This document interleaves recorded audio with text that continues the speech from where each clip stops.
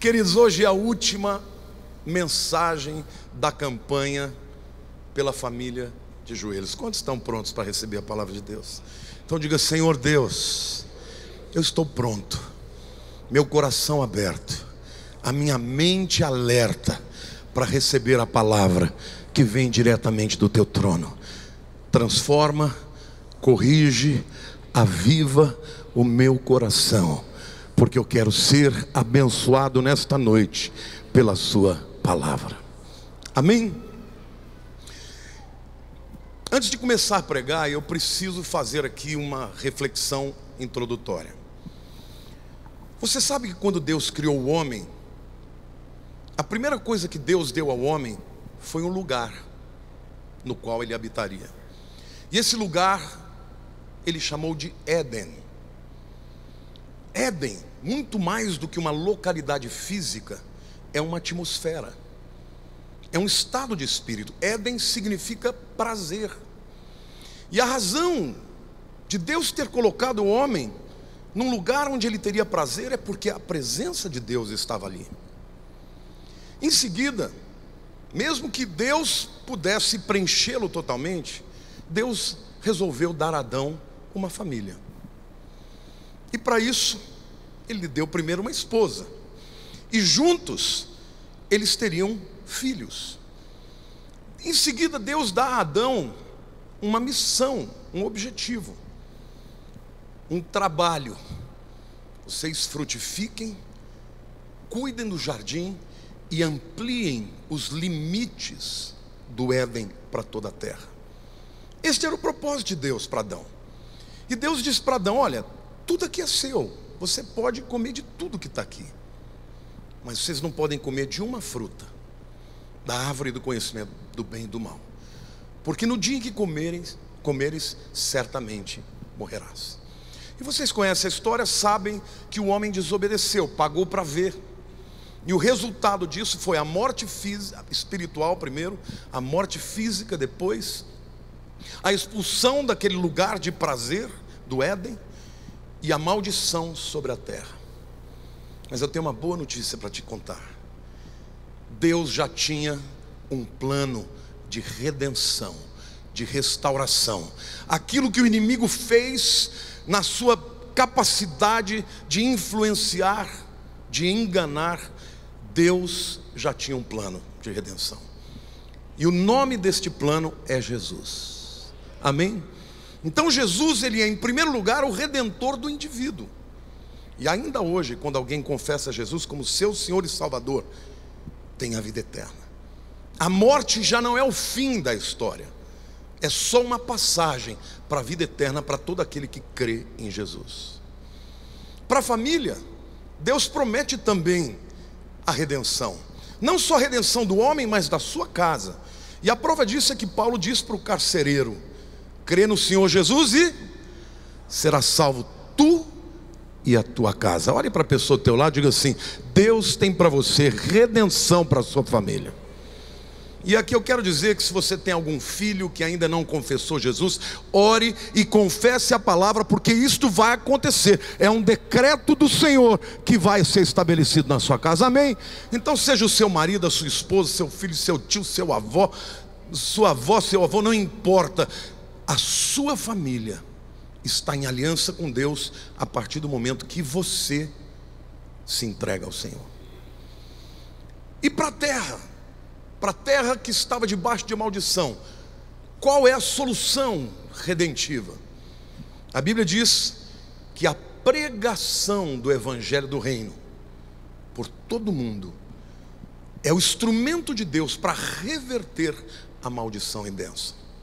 E Ele promete: as portas do inferno não prevalecerão contra a minha igreja. Mas ainda fica uma dúvida aqui: e o Éden? O que é que Deus criou para substituir o Éden? Olhe para a pessoa do teu lado e diga assim: para o Éden, Deus criou a igreja. A igreja é o lugar, a atmosfera, o ambiente em que Deus quer trazer de volta ao ser humano o prazer, a alegria e a presença. Amém? Por isso o nome da mensagem de hoje é o lugar ideal para a sua família. Quando Deus deu ao homem o Éden, na verdade Ele estava querendo criar um ambiente propício para que ele pudesse crescer, frutificar, se casar, ter filhos, trabalhar, expandir, cumprir a sua missão dentro de um ambiente seguro, protegido, alegre, cheio da presença de Deus. Hoje a igreja substitui o Éden. É aqui que a nossa família vai crescer num ambiente saudável, recebendo a palavra de Deus, recebendo a fé, recebendo a visão, recebendo o chamado. Mas da mesma forma como desde o início Satanás tinha um objetivo de destruir a família, destruir os propósitos de Deus para o homem, hoje também a igreja está debaixo de ataque do inimigo. Na igreja primitiva a guerra e a perseguição era física.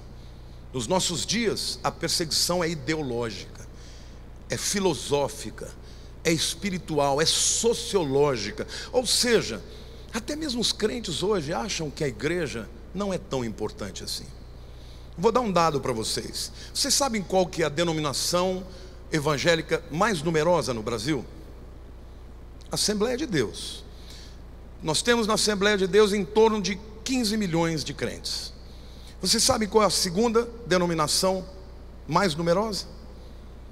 Os chamados desigrejados, que são aquelas pessoas que confessam a Cristo, mas estão fora da igreja e acreditam que podem ser bem-sucedidos, ter um bom relacionamento com Deus, a despeito de pertencer ao corpo. Eu quero começar lendo um texto da palavra de Deus em Hebreus 12, de 18 a 24, que é um texto muito profundo.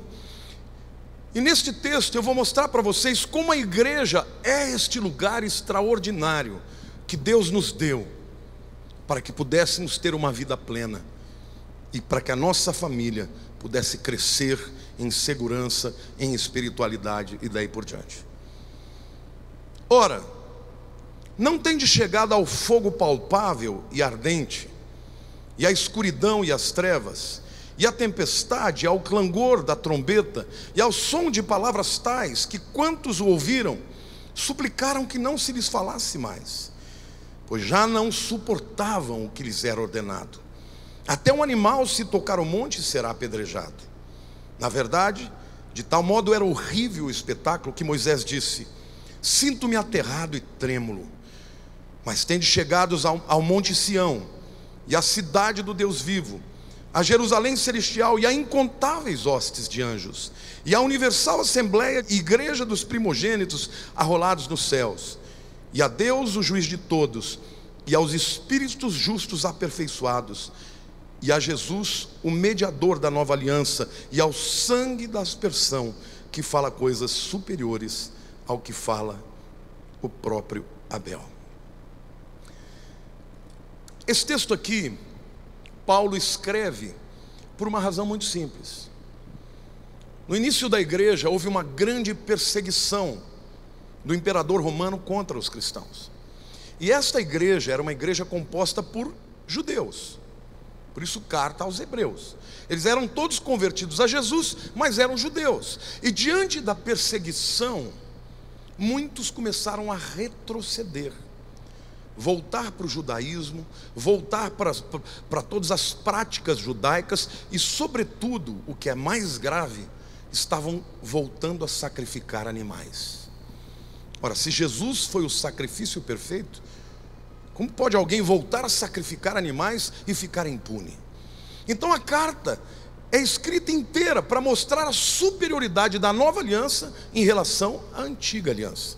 E aqui o apóstolo Paulo ele coloca dois montes muito conhecidos por vocês. O primeiro é o Monte Sinai, e ele está se referindo ao primeiro Pentecostes, logo depois que o povo sai do Egito. E ele diz que quando o povo se reúne no sopé do monte, eles ficam atemorizados. Por quê? Porque a montanha estava literalmente fumegando. Quando você olha hoje a região do Sinai, é tudo negro, porque lá é um vulcão. Então o vulcão estava para entrar em erupção. A fumaça era negra, havia tremores de terra. E os sons, e quando Deus falava com Moisés, Moisés discernia a voz de Deus, mas o povo ouvia voz de trovões, e como se fossem sons de trombetas, e eles ficaram literalmente apavorados.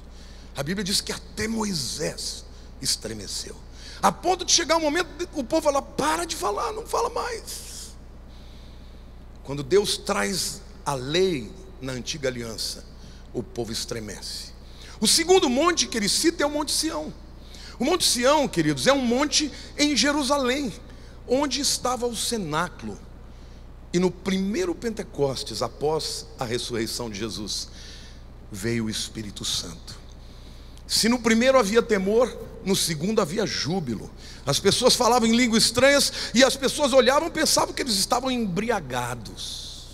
Se no primeiro 3.000 pessoas morreram, porque quando Moisés desce do monte, eles estavam lá adorando um bezerro de ouro, e 3 pessoas morreram como consequência disso. No segundo Pentecostes, em Sião, no nascimento da igreja, 3.000 pessoas nascem de novo na primeira pregação de Pedro. Glória a Deus, irmãos.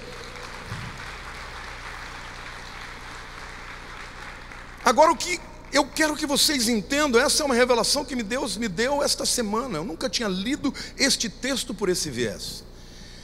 Todas as comparações que são feitas aqui falam da igreja, porque quando ele compara a velha aliança do Sinai com Sião, ele está comparando com o nascimento da igreja. Então eu quero mostrar para vocês como a igreja é de fato o lugar ideal, o ambiente necessário, a atmosfera divina para que você e sua família possam crescer de forma coerente, pacífica, alegre, próspera, em nome de Jesus. Amém? Então, uma família que não esteja na igreja, queridos, ela não pode viver a plenitude de Deus. Porque da mesma maneira como Adão, ao deixar o Éden, teve consequências sérias na sua família, o primeiro assassinato que aconteceu no mundo foi dentro da família, foi um fratricídio. Fora do Éden, a família começou a ruir. Da mesma maneira eu quero dizer a você, fora da igreja, os seus filhos crescerão sendo submetidos a ideologias do inferno, a hordas espirituais, e muitas pessoas não entendem que ao não valorizarem a igreja, não virem à igreja todos os domingos, não criar nisto um hábito para que os seus filhos entendam que domingo é dia de igreja, você na verdade estará entregando os seus filhos a uma atmosfera funesta, contrária à fé. E esta é a razão porque muitos jovens chegam na universidade, não voltam mais para a igreja, simplesmente porque não foram preparados, não cresceram nessa atmosfera divina. Então eu quero dizer hoje, a última mensagem da campanha sobre a família, eu quero dizer para vocês: a igreja é fundamental, é o ambiente que substitui o Éden, para que você e a sua família sejam bem-sucedidos. Amém? Glória a Deus.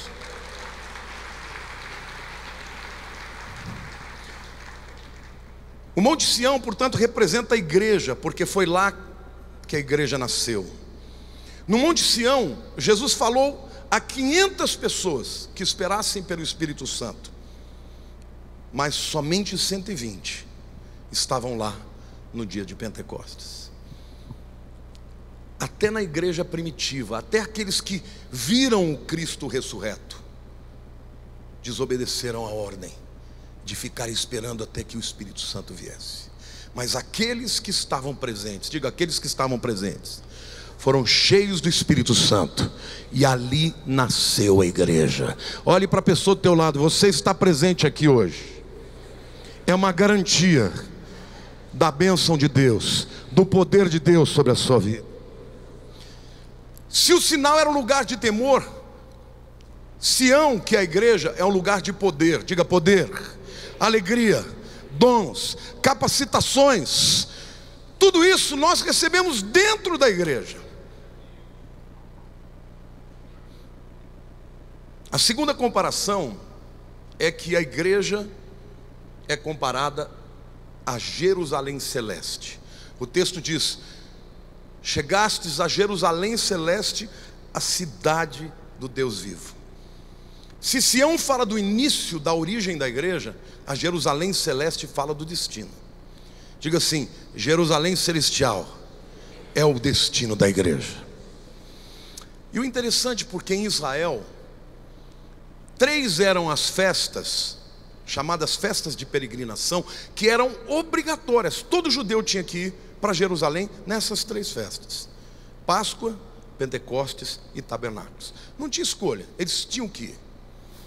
Mas você e eu que somos da igreja, o nosso destino para encontrar Deus não é numa Jerusalém terrena, mas é na Jerusalém celeste.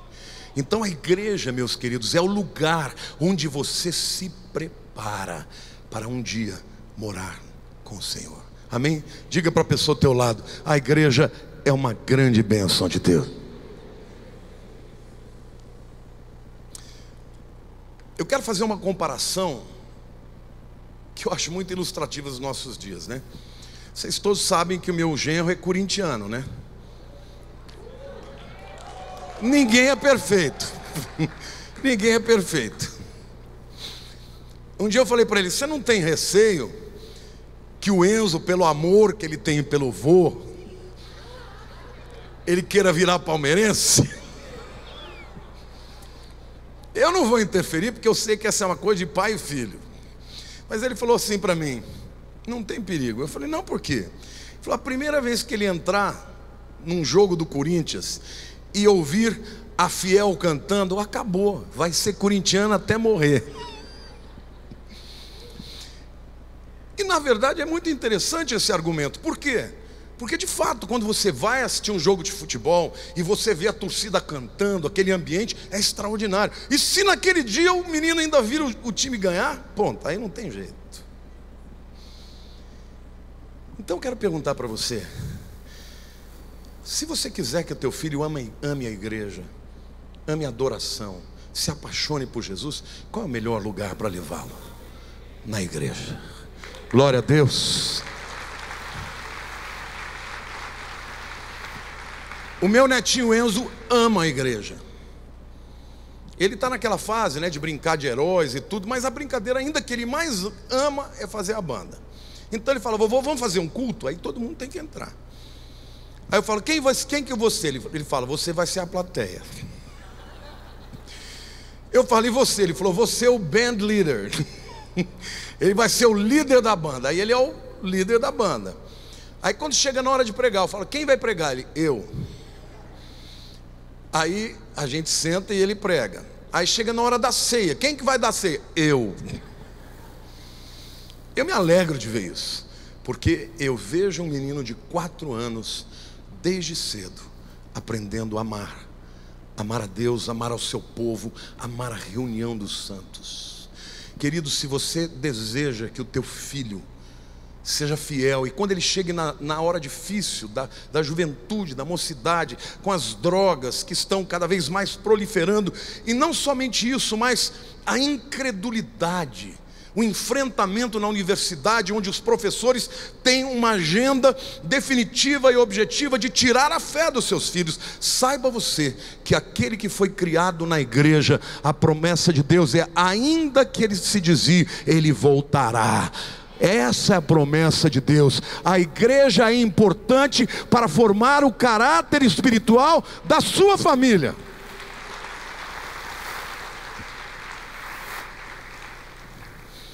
O texto fala que na Jerusalém celeste há incontáveis hostes de anjos. Mas eu quero te dizer também, querido, que na igreja do Senhor há incontáveis anjos. Hoje, neste momento aqui, existem muitos, incontáveis anjos de Deus. Sabe por quê? Porque Deus se manifesta e habita no meio dos louvores. E onde está o Senhor, ali estão os anjos de Deus. Então, seja como Davi, alegrei-me quando me disseram: vamos à casa do Senhor. Amém, irmãos? Queridos, quando eu saio de férias, eu vou para os Estados Unidos, vou para Orlando. Então o Márcio mora em Orlando. Aliás, eu conheci o Márcio primeiro por uma relação comercial e Deus depois nos juntou. Eu não aguento ficar no domingo sem ir numa igreja. Eu tenho que ir numa igreja, porque para mim domingo sem igreja não é domingo. Eu amo estar no meio do povo de Deus. Faz bem para minha alma. E quando eu olho para minha casa, para minha família, e vejo as bênçãos de Deus se proliferando, só tem uma razão: é porque nós buscamos ao Senhor e obedecemos aos seus mandamentos. A igreja, meu querido, não é um apêndice da vontade de Deus. A igreja é a própria vontade de Deus para o homem enquanto ele estiver na terra. Aqui é o nosso Éden. É aqui onde nós aprendemos a louvar, a agradecer. Você quer saber qual é a maior razão da infelicidade? Alguém aqui pode me dar uma razão? Qual é a principal razão da infelicidade? Alguém pode me dizer? Só tem uma: ingratidão. Vocês querem ver uma coisa? Você conhece uma pessoa grata que não seja feliz? Ao contrário, você conhece uma pessoa ingrata que seja feliz? E não é só feliz, o ingrato é mau. Ele tem desejo de revidar. Ele tem no seu coração revanchismo. Por quê? Porque ele se sente uma vítima. Os outros são culpados pelo seu fracasso e pela sua infelicidade. Agora, em contrapartida, veja uma pessoa grata, uma pessoa que olha para si e fala: eu tenho muito mais do que eu mereço. Deus me ama, ainda que eu não seja perfeito, Deus me ama, Ele cuida de mim, Ele derrama sobre mim muito mais do que eu mereço. Esta pessoa é uma pessoa feliz.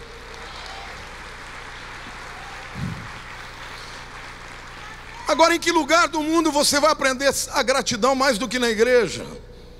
Se a adoração nada mais é do que levar a Deus de maneira cantada, de maneira melódica, a nossa gratidão por quem Ele é, por aquilo que Ele faz na nossa vida, na nossa história, na nossa família. É aqui que a gente aprende a ter esperança. Então, meu querido, a igreja é o instrumento de Deus para que você cresça com a sua família num ambiente favorável, espiritual.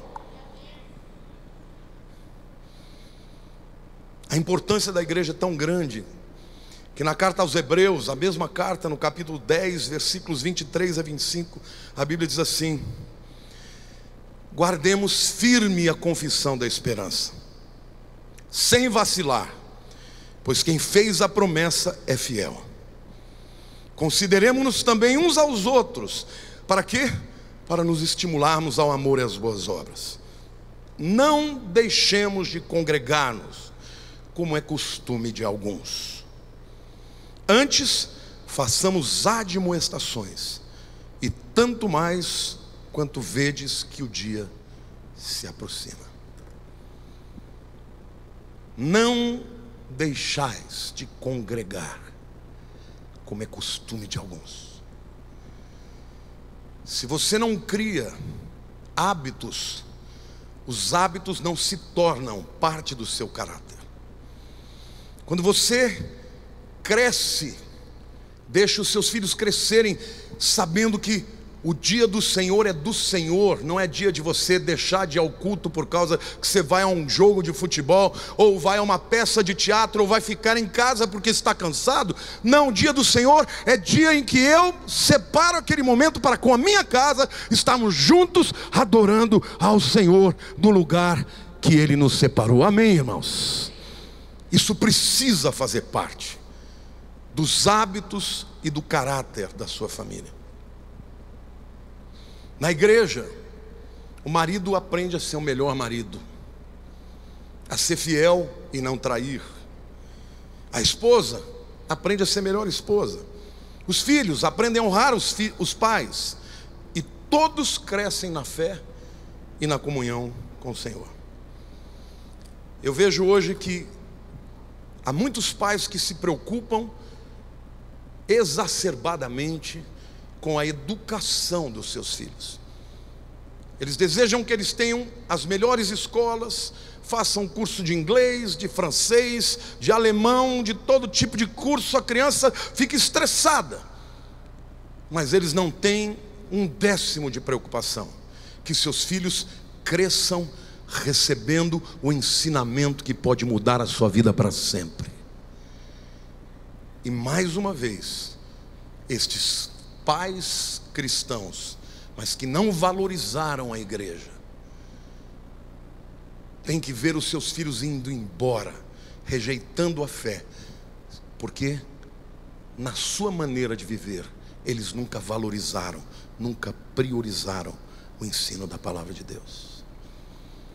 A promessa de Deus, querido, que se você ensina o menino no caminho que deve andar, quando ele for velho, ele não se desviará dele.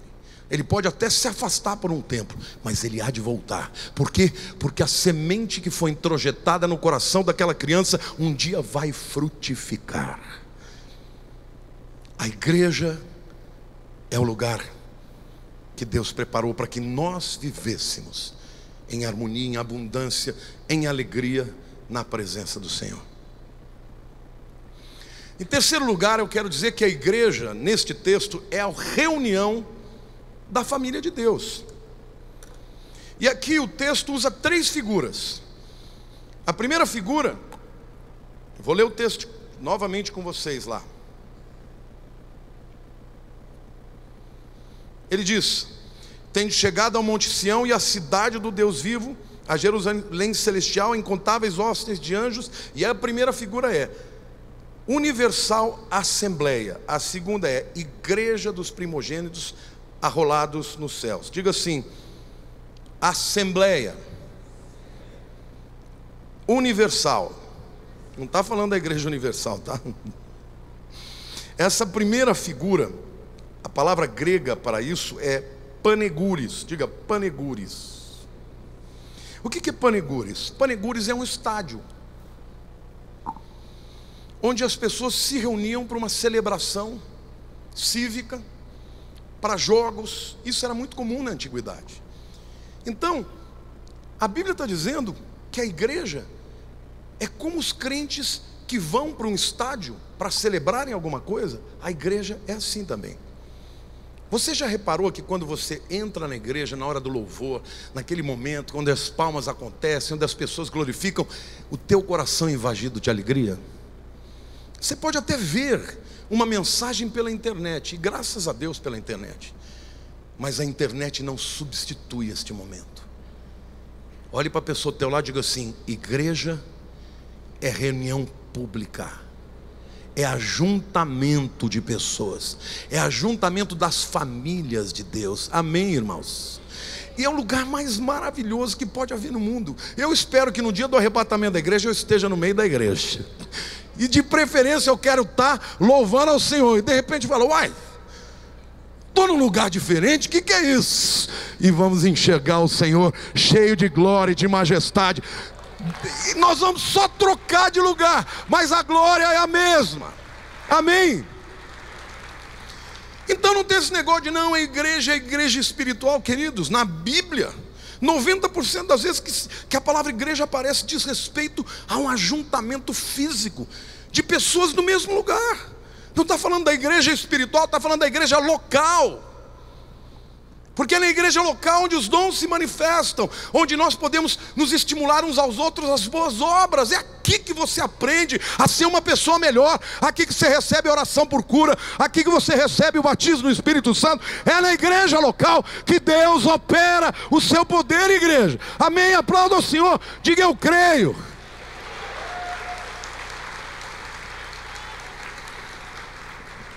A segunda palavra que o texto usa aqui é eclesia. E eclesia fala de chamados para fora. Ek é uma preposição que significa para fora. Todas as preposições, todas as palavras que começarem com ex, sempre vai ter a ideia de para fora. O que é êxodo?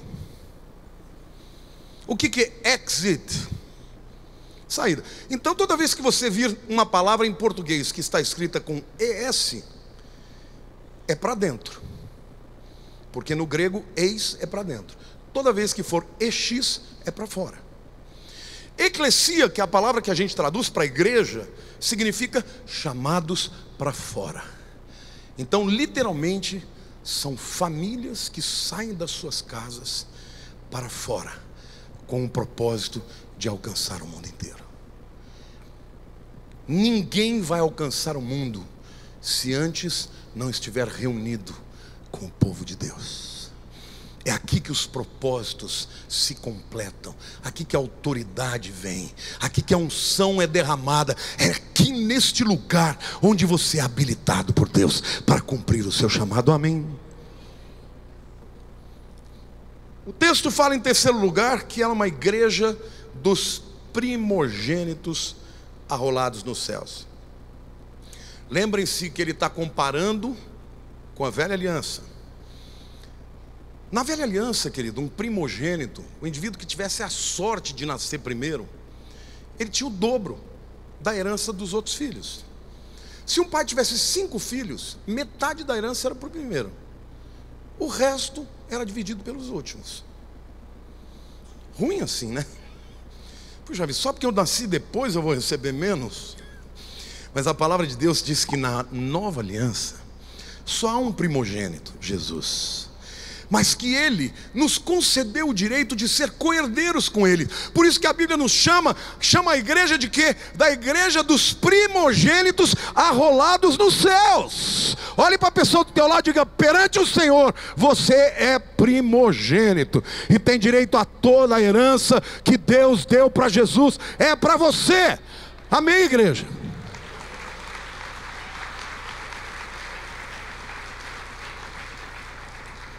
Nós somos co-herdeiros com Cristo. A igreja, portanto, é chamada dos primogênitos arrolados nos céus. Nosso destino é os céus. Me fale de uma pessoa que você conhece que teve a fé aumentada quando saiu da igreja.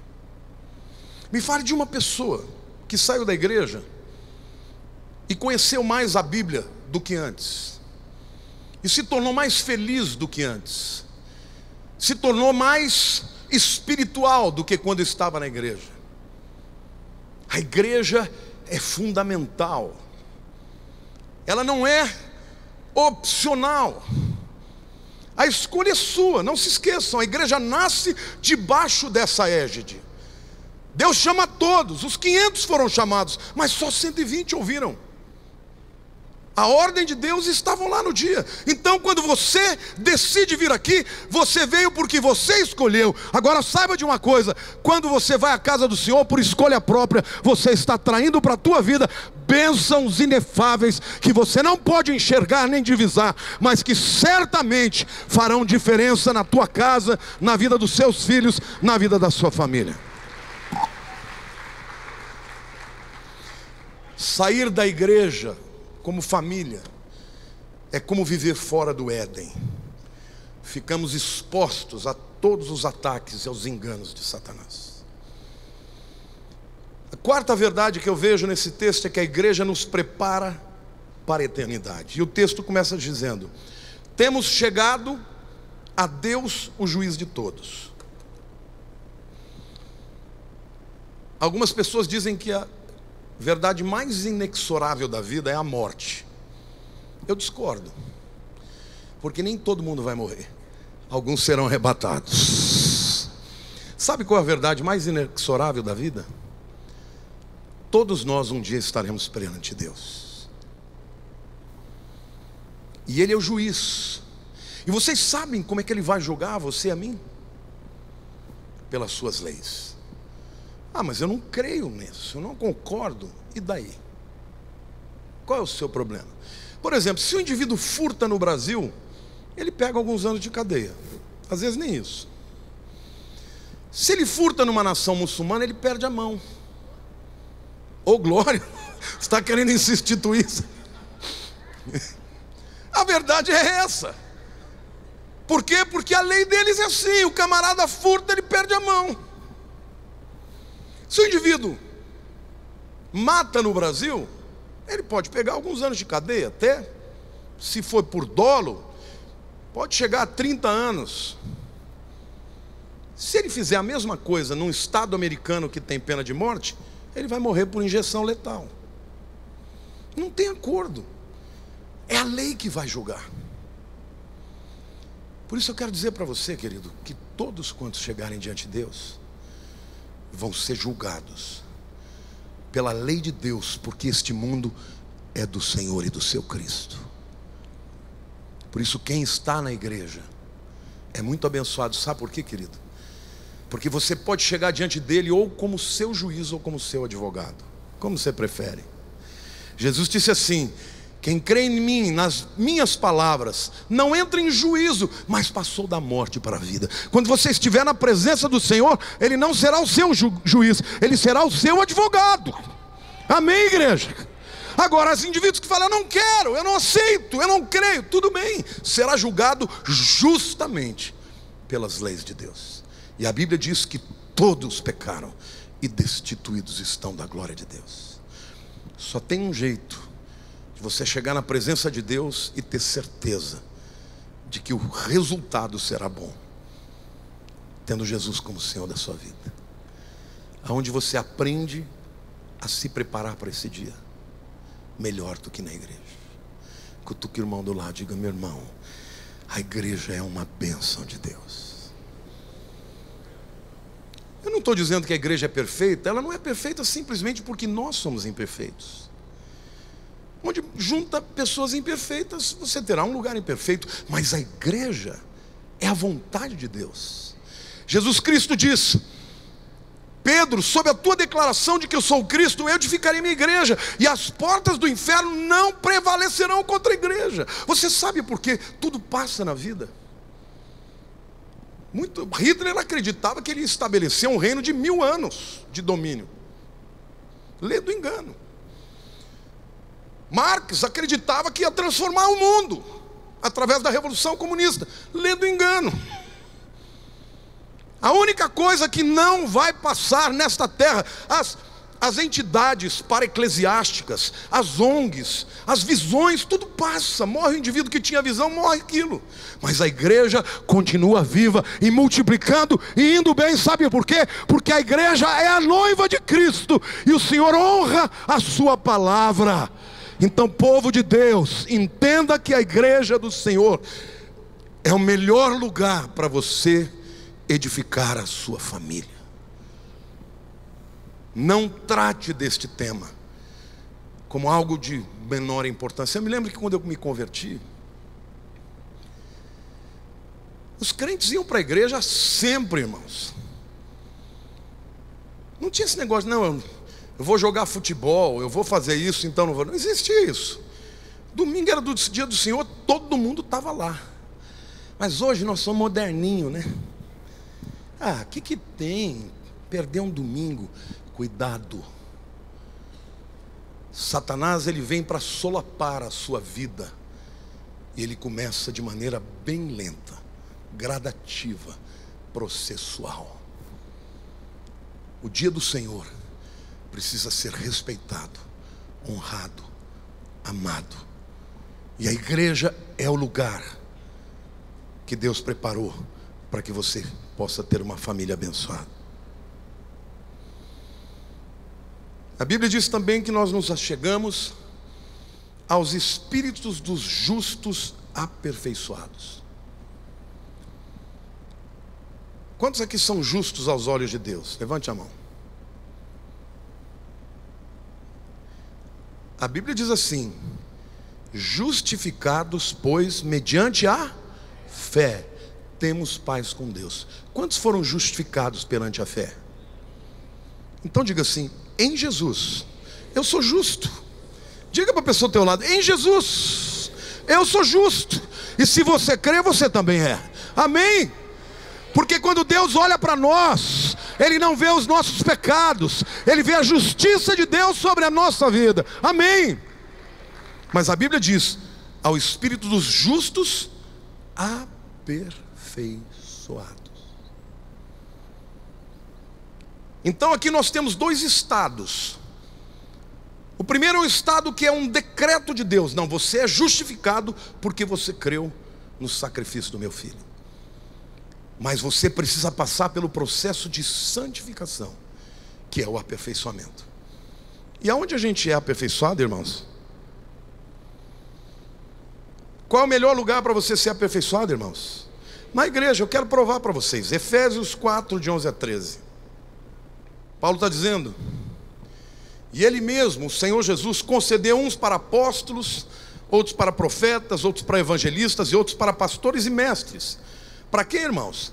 Com vistas ao aperfeiçoamento dos santos, para o desempenho do seu serviço, para a edificação do corpo de Cristo, diga igreja, até que todos cheguemos à unidade da fé e do pleno conhecimento do Filho de Deus, à perfeita varonilidade, à medida da estatura da plenitude de Cristo.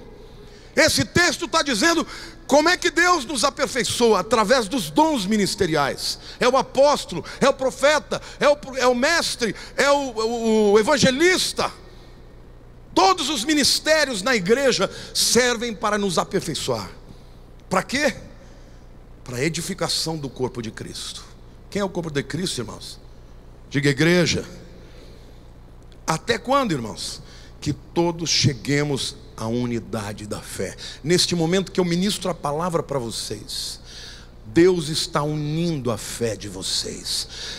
Satanás quer desconstruir as verdades de Deus, mas a palavra vem e destrói as mentiras do diabo, e ele começa a unificar uma igreja que crê junto. E querido, a palavra de Deus diz que muito pode na sua eficácia a oração do justo.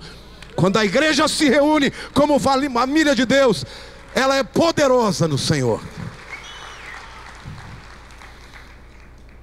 E cheguemos ao pleno conhecimento do Filho de Deus. Eu não conheço ninguém que conheça verdadeiramente quem Jesus é, adorando a Deus simplesmente na sua casa.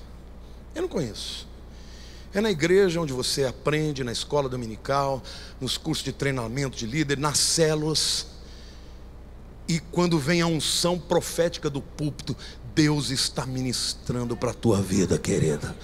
É aqui que a gente aprende quem é Jesus. E até que cheguemos à medida da estatura da plenitude de Cristo.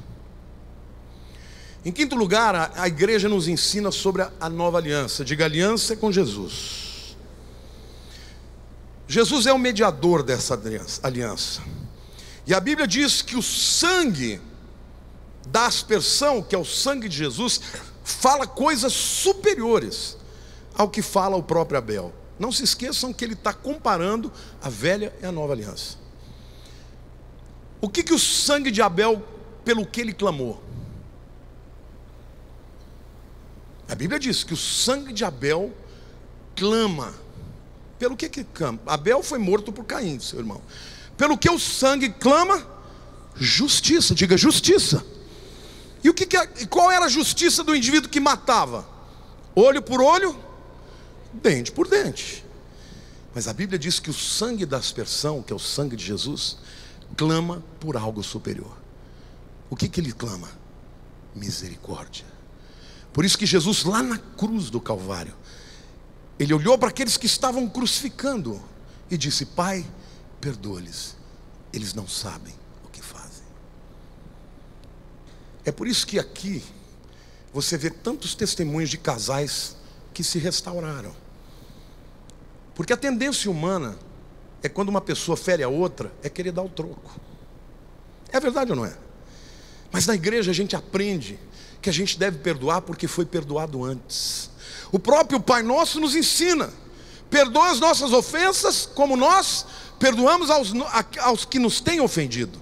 E eu gosto de fazer essa oração como um católico faz, porque é melhor a tradução. A nossa tradução é: perdoa a nossa dívida. Dívida parece que é financeira, ofensa é algo mais amplo. Então a Bíblia diz, Jesus nos ensina a orar: perdoa as nossas ofensas como nós temos perdoado aos que nos têm ofendido. Então, se você, meu querido, tenha mágoa, ressentimento para a vida de alguém, para que você consiga perdoar, você tem que se lembrar que você pecou mais contra Deus do que aquela pessoa pecou contra você. Aonde a gente aprende isso? Na igreja.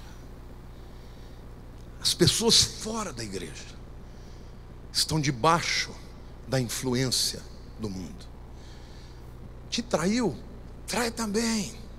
Dá o troco.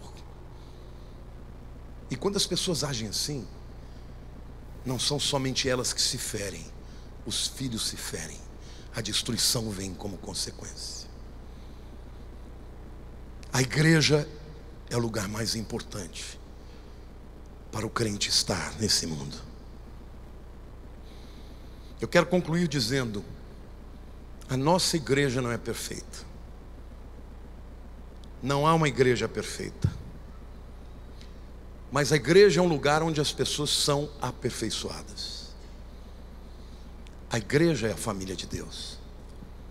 Você faz parte de uma família terrena por laços de sangue, mas você faz parte da família de Deus por laços do sangue de Jesus, que nos une. E quero dizer mais: os laços de sangue terrenos terminam com essa vida, mas os laços com o sangue de Jesus são para toda a vida. Lá no céu você não vai ser pai de ninguém, mãe de ninguém, marido de ninguém, esposo de ninguém. Lá seremos todos filhos de Deus e irmãos em Cristo Jesus. Amém? Você pode aplaudir o Senhor. É maravilhosa essa verdade.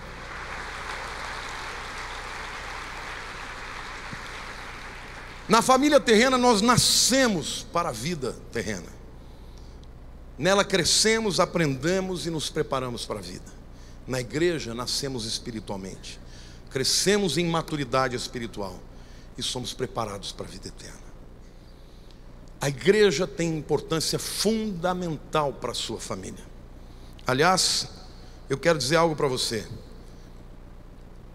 A igreja, diga a igreja, precisa das famílias, mas as famílias precisam da igreja. Nesse momento, eu quero terminar essa campanha de uma forma solene. Eu vou pedir para você se ajoelhar neste lugar.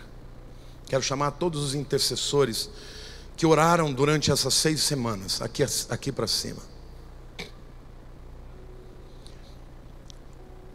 E o motivo da sua oração, querido, será orar pela sua família, pela sua esposa, pelo seu marido, pelos seus pais, pelos seus avós, pelos seus irmãos, pelos seus tios.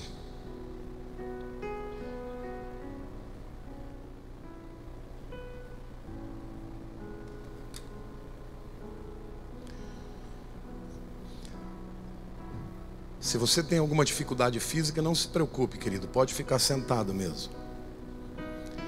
Mas esteja em unidade orando, porque quando a igreja ora pela mesma causa, o Senhor estende a mão do céu e bota a mão na sua causa.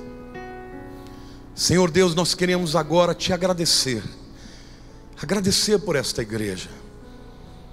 Agradecer pelas portas abertas que temos na nação brasileira, pela liberdade para te cultuarmos, para te adorarmos, para nos unirmos em oração, em comunhão, para recebermos a tua palavra. E Senhor, mas eu quero te suplicar e te pedir que a igreja do Senhor na terra, ela vença, ela prevaleça aos ataques do inimigo, ataques na alma, ataque no intelecto. Pai, que nós tenhamos discernimento para perceber o engano do inimigo. E Pai, que a tua igreja e as famílias da igreja sejam mais do que vencedoras. Nós clamamos, ó Deus, pelos nossos e queremos declarar, ó Pai, que cremos na tua palavra que diz: crê no Senhor Jesus, tu e tua casa serão salvos. Senhor, eu profetizo, eu declaro, Pai, salvação na vida daqueles filhos que ainda não se entregaram, dos pais que ainda não se entregaram, das mães, do esposo, da esposa. Eu profetizo, Senhor, que aqueles que foram embora, estão longe do Evangelho, retornarão por causa da tua misericórdia e da tua graça. Senhor, Espírito Santo, que a tua voz seja mais forte do que a do inimigo, que o chamado doce do Salvador atraia de volta os que foram, os que se perderam, Obrigado, Pai, porque nesse momento eu sei que os teus anjos estão aqui, porque a tua palavra nos promete que eles são ministradores na vida daqueles que hão de herdar a salvação. E nós estamos como igreja orando pelas nossas famílias. Ore comigo, diga assim: Senhor meu Deus, eu oro pela minha família, eu oro pela minha casa, e eu peço a salvação, Senhor, de toda a minha casa. Eu peço restauração. Eu peço que o Senhor restaure os relacionamentos, que haja perdão, misericórdia, que haja cura, que haja alegria, que haja solidez, que haja fé. Senhor, eu e minha casa serviremos ao Senhor. Esta é a minha oração, Senhor. Nenhum dos que me pertencem será levado pelo inimigo, para a honra e glória do teu nome.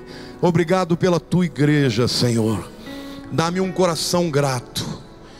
Tira todo o criticismo e começa uma obra nova na vida desta igreja e na vida dessas famílias. Toda essa alegria é porque a graça de Jesus é melhor do que a vida. Porque éramos afastados da família de Deus, mas em Jesus Cristo fomos adotados como filhos. E tu és o Pai das luzes, em quem não há mudança nem sombra de variação. E te adoramos pelas consolações do Espírito Santo, presentes que se renovam, que nos empoderam, que nos libertam. Espírito Santo, nós te adoramos pela tua obra, pela tua paciência, pela tua operação na nossa vida. E muito obrigado pela tua promessa de que a boa obra que o Senhor começou na nossa vida, na nossa casa, na nossa família, ela vai completar, vai ser completa até o dia da tua vinda.